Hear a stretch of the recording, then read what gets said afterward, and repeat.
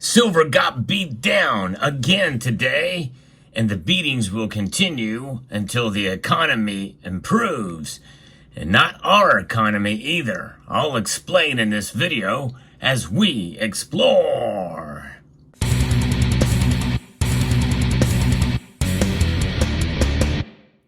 Silver. You've heard me talk about it at length in the last few videos, and I'm more open-minded than ever before to this idea of silver price suppression. However, and as I have mentioned in those videos, never underestimate the power of the market. The natural market forces play, I think, a greater role than silver price manipulation in general and silver price suppression in particular.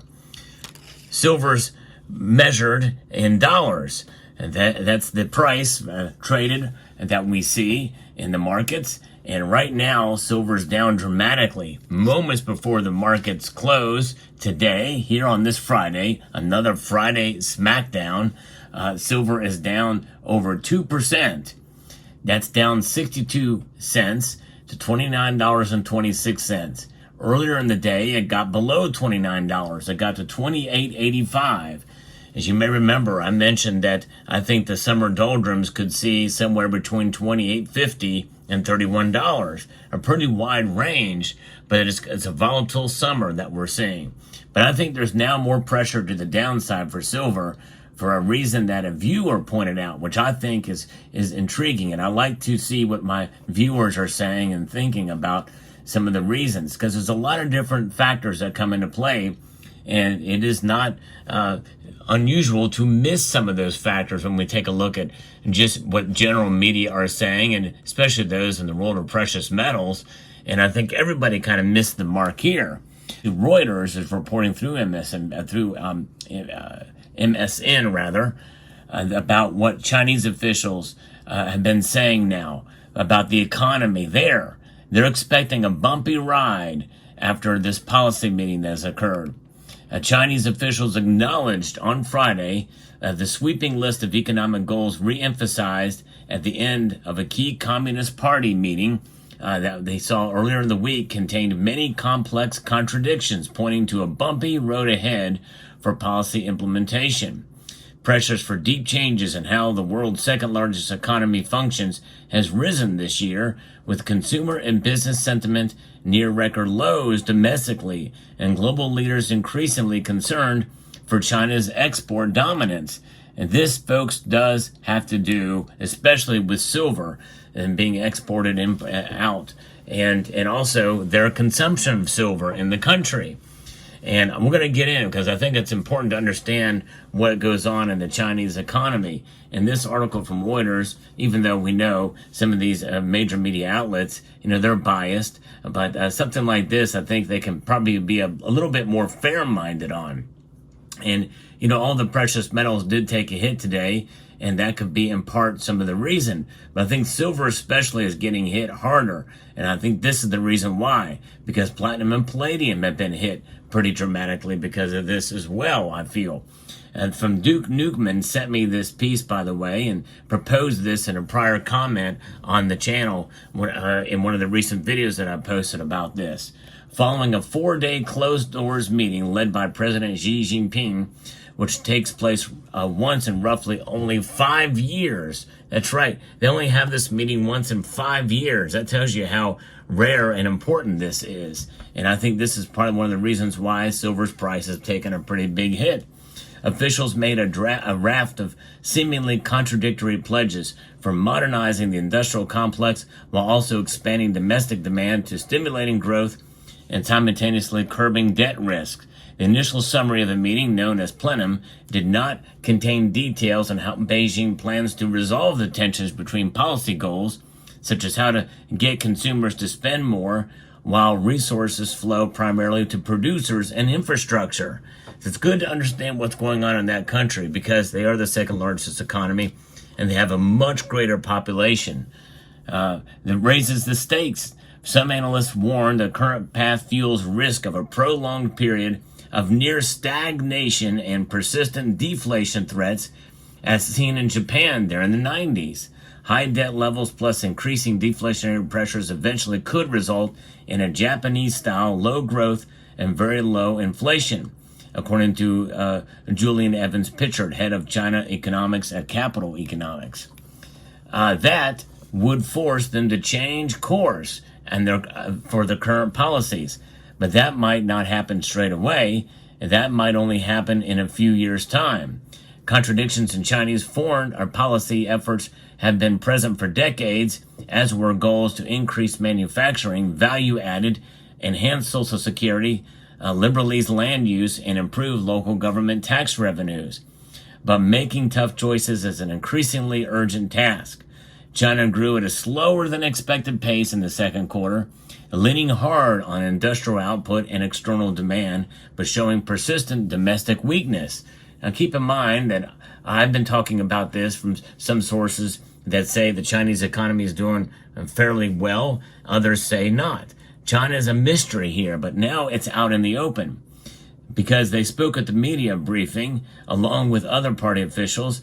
Tang Fangyu, deputy director of the Central Committee's Policy Research Office, acknowledged the challenges. The deeper the reform goes, the more complex and acute the conflicts of interest it touches, Tang said. Pushing forward, Chinese-style modernization faces many complex conflicts and problems. We must overcome multiple difficulties and obstructions. The European Union of Chamber of Commerce in China said it was positive about China's leadership that has acknowledged many of the headwinds facing the country's economy, but it noted the outcome was largely a reiteration of points. There appears to be no deviation from Chinese immediate priority, which is to balance its economic recovery against national security concerns while maintaining social stability. Enter in war, maybe with Taiwan. They have resources, and what better way than I think to stimulate an economy than war? And that is a growing concern, which actually could benefit silver, but it may take a while for that to occur. Nothing new is under the sun. The same industrial policies, the same sense of things, no change in direction, no consumption-led growth, nothing.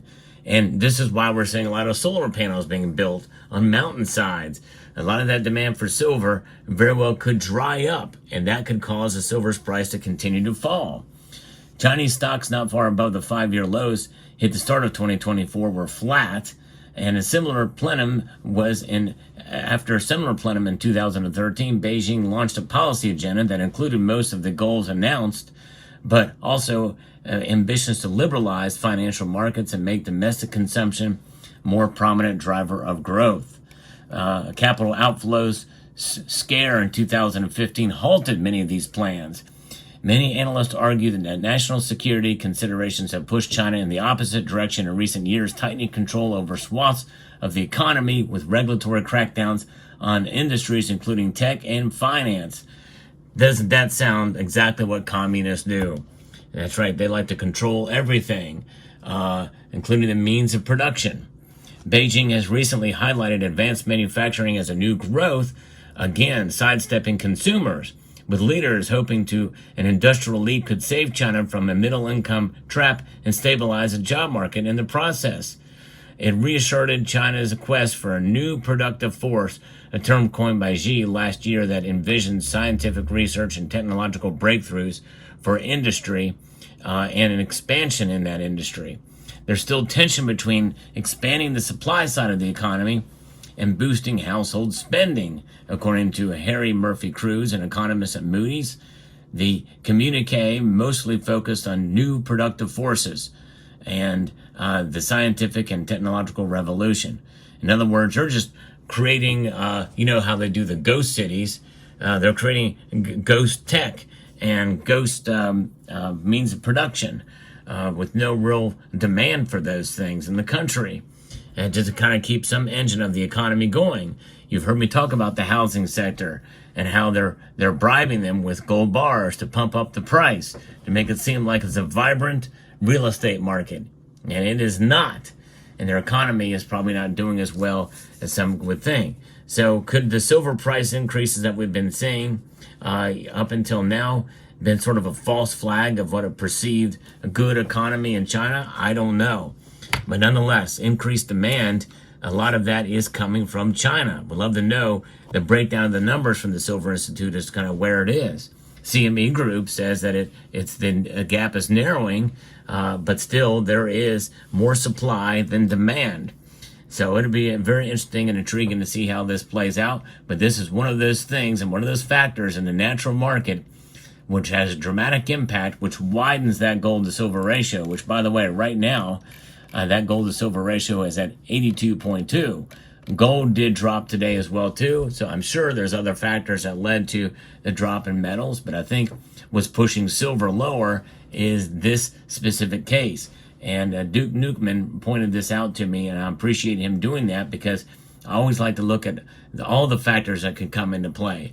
And really, when it's all said and done, you cannot beat the natural market. There's no question about that. It's really too big to rig in that way as well. And you think all these banks are cooperating to keep the price of silver down? Yes, they could be. Some of these high frequency trades are suspect, and I'm open-minded to it. But never underestimate the natural market. That's the best way to be as realistic about silver as possible. And that's what I try to do here on this channel, because if we go under the guise that we think that this manipulation is as such, that means that it suggests that it was going to stop someday, and maybe even soon, and silver's going to break out to some godly, insane number. And I just don't think that's going to happen with silver. It's a long road of wealth preservation with silver, so we got to stick to it and hang on. All the silver that you see before you here has been accumulated in the past, and a long time ago, some of it, and it's still in my hands. And that's what it's about. Diamond hands for sharp minds and for grit. And that's what it's about with silver. Let me know what your thoughts are in the comment section down below. I'd like to extend a multitude of gratitude to each and every one of you for taking the time to watch. And I want to encourage you and strongly suggest that you rate, share, comment, and subscribe.